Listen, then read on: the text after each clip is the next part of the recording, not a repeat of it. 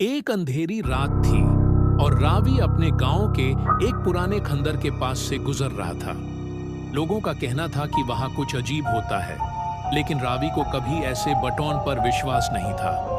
आज उससे अपने दोस्तों के साथ बाहर से लौटना था और खंदर एक शॉर्टकट था।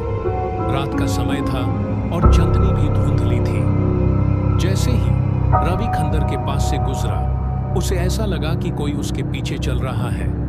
पहले उसने ध्यान नहीं दिया, लेकिन जब आवाज तेज होने लगी तो उसने पीछे मुड़कर देखा। वहां कोई नहीं था।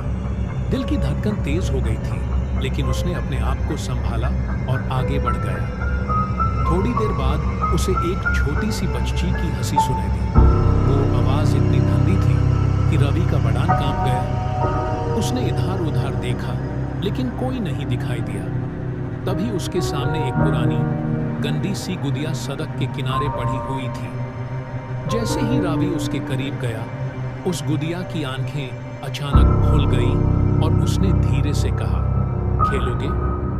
रवि ने डर के मारे गुदिया को लात मारकर दूर फेंक दिया और दौड़ने लगा। लेकिन जितना तेज वो भागता, उतनी ही तेज वो हंसी उसके करीब होती गई। अचानक उसके कदम रुक गए। उसने अपने पैरों के नीचे देखा तो जमीन के अंदर से एक हाथ उसका पैर पकड़ रहा था। उस रात के बाद रवि कभी वापस नहीं आया। कहा जाता है कि उस खंदर के पास अब रात को एक और आवाज सुनाई देती है, एक आदमी के चीखने की और एक बच्ची के हंसी की।